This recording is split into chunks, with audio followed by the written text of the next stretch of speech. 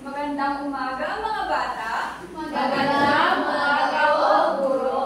Manatiling nakatayo para sa ating panalangin. Yumuko kayo at sabayan niyo ako.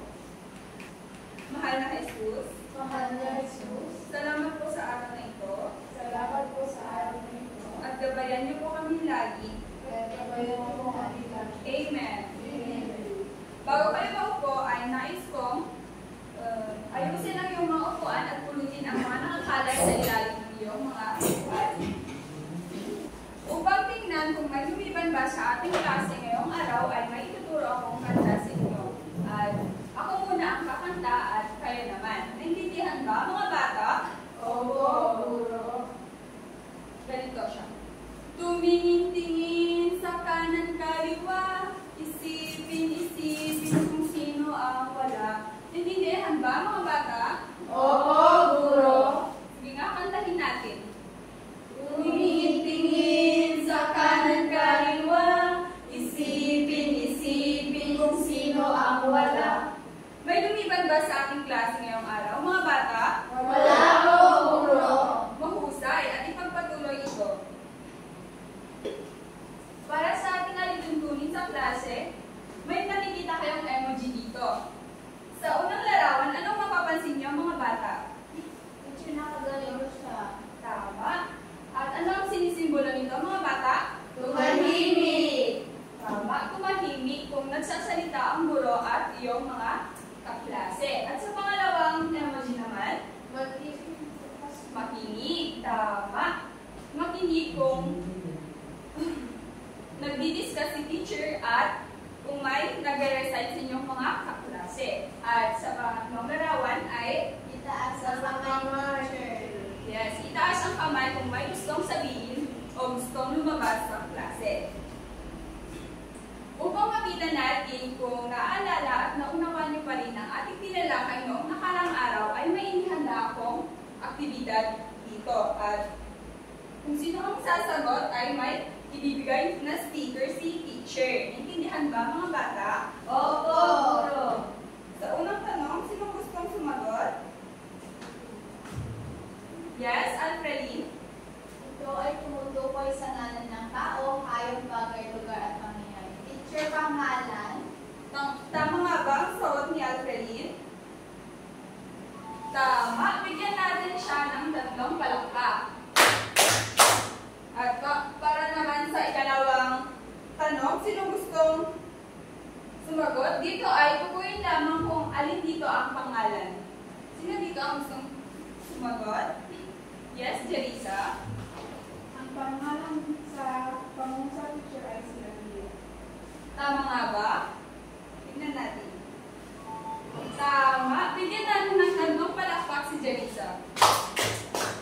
Para naman sa ikatlong tanong, sino gustong sumagot? Yes, Janet? Ang ating lapis ay matulis. Guro, lapis. Tama nga ba? Of course, guro.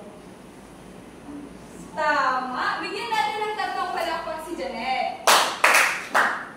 At dito naman, sino gustong sumagot? Yes, Celia. Ang pangalan ng pangusap ay Bagyo, teacher. Bagyo? Tignan natin. Tama. Bigyan natin ulit ng 3 palakpak si Celia. At sa panghuling tanong ay, sino gustong sumagot? Yes, Iris. May alaga ang pusa. Ang pangalan ko doon ay pusa, guro. Pusa nga ba? Tignan natin. Tama, pusa. Bigyan natin ng 3 palakpak si Iris. Magaling mga bata, natutuwa ako at naaalala niyo pa ang ating tinalakay noong nakaraang araw. Ngayon naman mga bata ay may ihanda akong kanta dito at atin naman itong aawitin. Pero bago yan, ako muna ang aawit at kayo naman ang susunod. Naintindihan ba? Opo, guro. At ang pamagat ng ating awitin ay tayo'y isang komunidad. Aking sisimulan. Ako, ikaw, tayo'y isang komunidad. Ako, ikaw, tayo'y isang komunidad. Ako, ikaw, tayo'y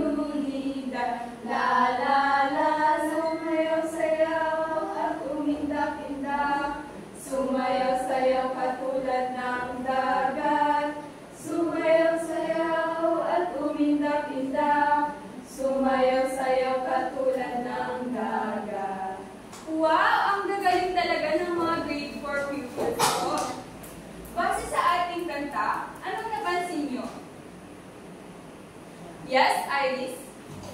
Guro, ang salita ko, ikaw at tayo. Tama. At base naman dito, ano kaya ang magiging paksa natin ngayong araw? Yes, Iris? Ano kaya ang magiging paksa natin ngayong araw? Guro, panghalip panao po. Mahusay! Ang magiging paksa natin ngayong araw ay panghalip panao. Pero bago yan, atin munang i-presenta ang ating layunin ngayong araw. Sa pagtatapos ng aralin, kayo ay inaasahang natutukoy ang panghalip panao sa pangungusap, nagagamit ng wasto ang panghalip panao bilang pamalit sa ngalan ng tao, at nakakabuo ng mga pangungusap gamit ang angkop na panghalip panao sa iba't ibang sitwasyon. At may handa akong aktibidad dito, kung saan ay iyon lamang sasagutan. At ang panuto ay piliin ang angkop na salita na naaayon sa larawan upang mabuo ang pangungusap. Naintindihan ba mga bata? Opo, guro. Sa unang tanong ay sinong gustong sumagot? Yes, Celia?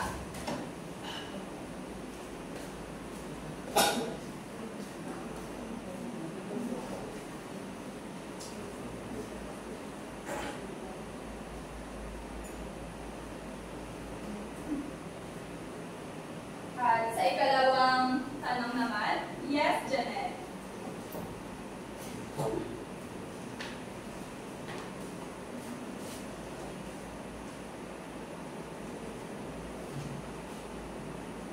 At sa panghuling tanong, yes, Jelisa?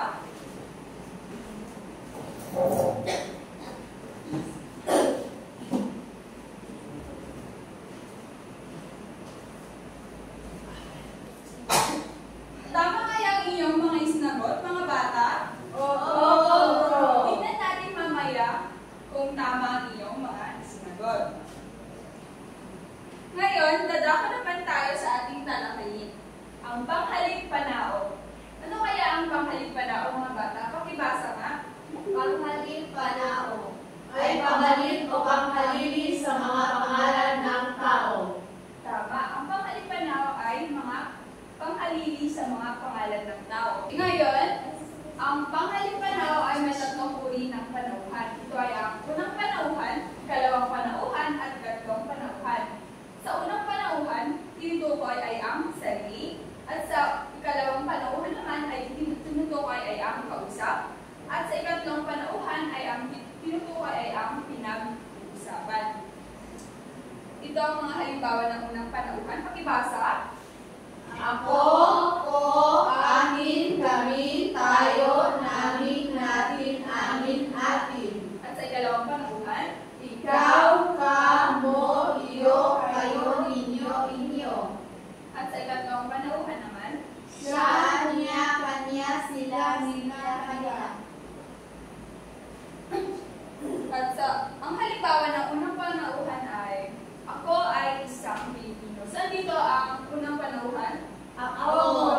Tama, dahil ito ay tinutukoy ay ang Sarili. Tama. Sa ikalawang panauhan naman, ikaw din ay isang mamayang Pilipino.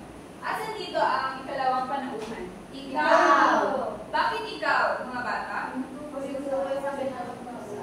Tama, ito ay tinutukoy ay ang kausap. At sa ikatlong panauhan, sila din ay Pilipino. Saan dito ang ikatlong panauhan? Sila, guro. Bakit sila ang ikatlong panauhan? Tama. Dahil tinutukoy ito ang pinag-uusapan. Ngayon naman, ating tingnan kung tama kaya ang isinugot ninyo sa inyong aktibidad kanina. Para sa una ay pakibasa nga. Ako ay mabait na bata. Tama kaya ito, mga bata? Opo, guro. Ipaliwanag mo ito, Janet. Guro, dahil gumamit siya ng unang panauhan na ako at ang larawan ay tinuturo ang kanyang sarili. Magaling! Bigyan niya natin ng tatlong palakpak si Janet. At para sa ikalawa, basahin nga. Tayo ay mga Pilipino. Tama kaya ito, mga bata? Opo, guro. Ipaliwanag mo ito, Jelisa.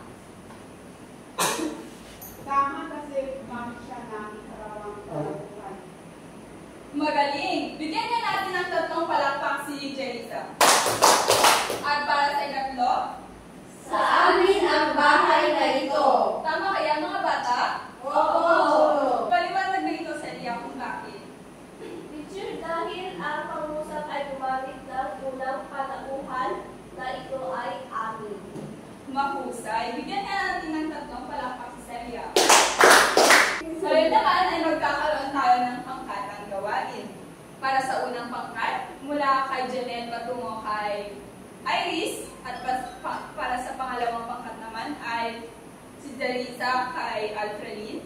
At sa ikatlong pangkat naman ay si Celia mula kay Darin. Para sa unang grupo, pakibasa. Una ang haralan sa pangungusap ng tamang panghalik-panao. Naintindihan ba ang panuto, mga bata? Opo, guro. Para sa pangalawang pangkat, Susulat ang pangungusap gamit ang panghalik-panao. at para sa ikatlong pangkat, Nilagay sa kaon ang mga panghalik-panao sa tamang panauhan. naintindihan ba ang mga panuto, mga bata? Oo, guro. Pero bago natin simulan ang ating gawain, akin munang i-representa ang pamantayan natin sa araw na ito. Para sa una ay ang presentasyon kung naipresenta ba ng tama at tama ba ang inilagay ninyo sa iyong aktibidad ay pagkakaroon kayo ng 10 puntos. At para sa ikalawa, nagawa ng tama ang gawain, magkakaroon kayo ng 10 puntos. At sa pakikilahok at kooperasyon naman ay 10 puntos at sa kabuuan ng 30 puntos. Maaari na kayong pumunta sa iyong mga grupo, mga bata.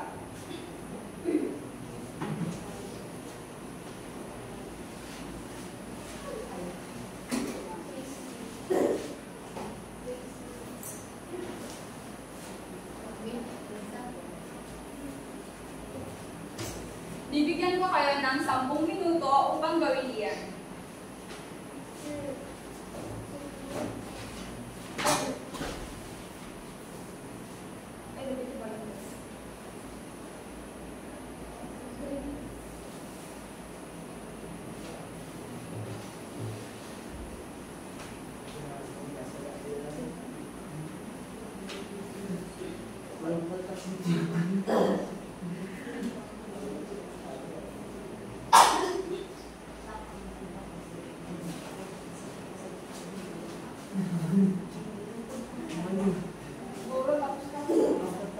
Kung tapos na kayo, ay maaari na kayong bumalik sa inyong mga upuan.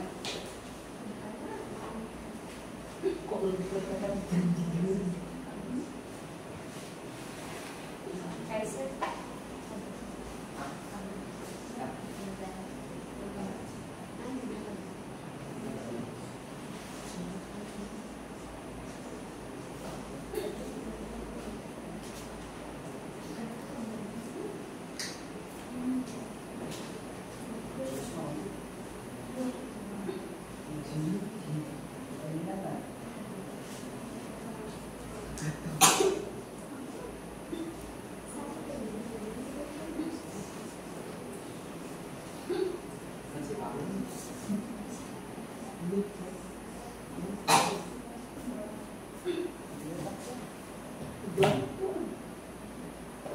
Guro, tapos na po. Maaari na kayong pumunta sa iyong mga upuan pagtapos na.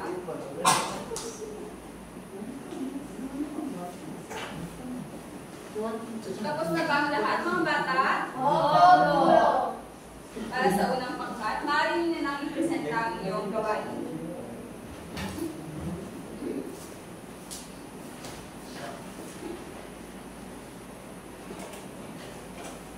Para sa aming grupo, magkaibigan sina Josh, Joaquin at Rogelio.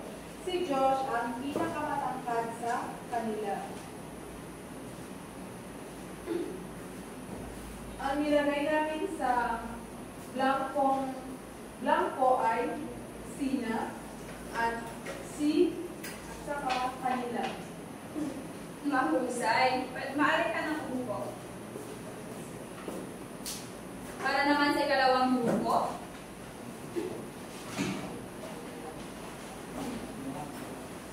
Sa amin namang grupo ay lalagay namin itong mga salita sa kung saan sila na sa unang panahuhan nilagay namin ang ako, amin, at namin. Sa ikalawang panahuhan naman, sayo, tayo, mo, ikaw, at sila. Sa ikatlo naman, niyo, inyo, at iyo.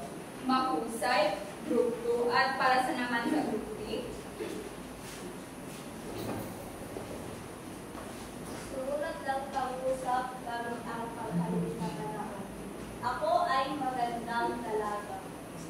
Sila Olen at Nelo ay lalaki. Tayong lahat ay mag-aaral. Ang pangalit na panaong ginamit ko ay ako, sila, at tayo. Mahusay, Group 3. At dahil dyan, dahil nakita ko ang lahat naman kayo ay maganda ang presentasyon, nagawa ng tama ang iyong mga gawain at nakilahok naman kayo at nakikooperate, ay magkakaroon kayo lahat ng 30 puntos. At ngayon, bigyan naman natin ang ating mga sarili ng anggaling clap. Alam niyo ba kung paano gawin ang anggaling clap, mga bata? Akin mo nang ituturo. Ganito siya. 1, 2, 3, 1, 2, 3. Ang galing, galing, galing. Naunawaan ba, mga bata? Opo! Gawin nga natin. 1, 2, 3. Ang galing, galing, galing. Ngayon naman, upang tignan kung naunawaan at naiintindihan nyo ang ating tinalakay ngayong araw, ay magkakaroon tayo ng aktibidad na pick a door o piliin ang pintuan. Alam niyo naman kung paano gawin ito, di ba, mga bata? Opo! Ready na ba kayo? Opo, guro. Sino gustong pumunta dito sa harap at pumili ng pinto? Yes, Iris.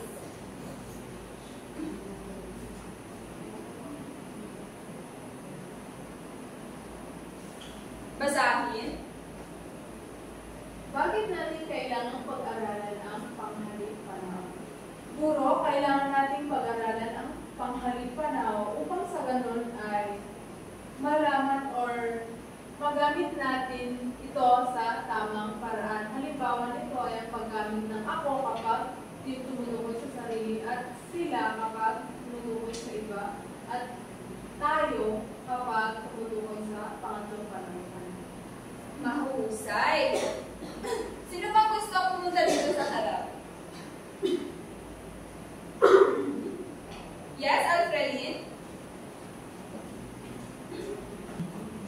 Basahin ang tanong. Ano ang panghalip panahon?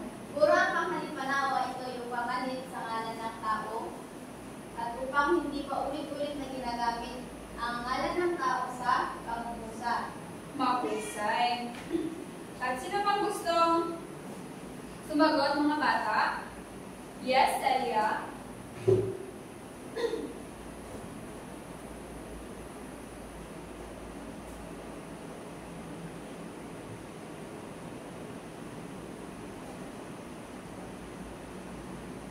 Pakibasa.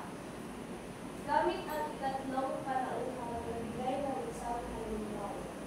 Ito.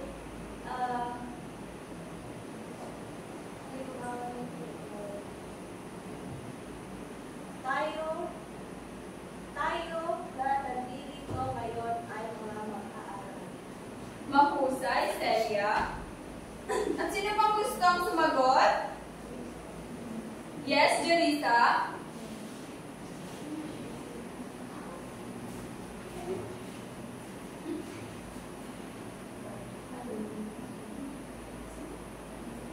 Basahin ang tanong. Bumuo ng pangungusap gamit ang ikalawang panauhan. Sila ay nag-uusap. Mahusay, Jerisa. At meron pa tayong isang pintuan na hindi nabubuksan. Sino gustong sumagot? Yes, Iris.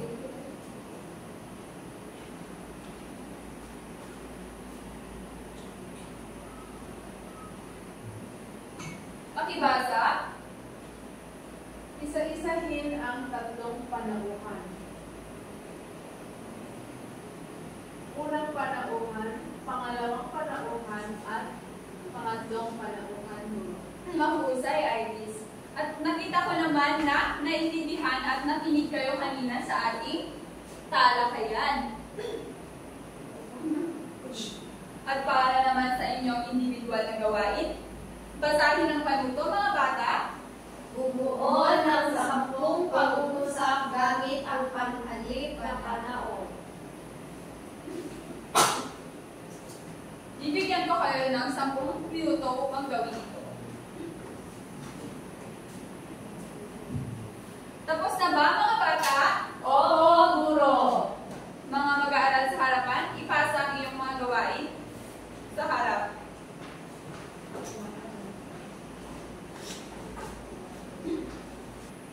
naman sa inyong takdang aralin, mga bata, ilabas ang inyong kwaderno at isulat ito. Pakibasa nga muna. Salubungitan ang mga panghalipanao. At isulat ito.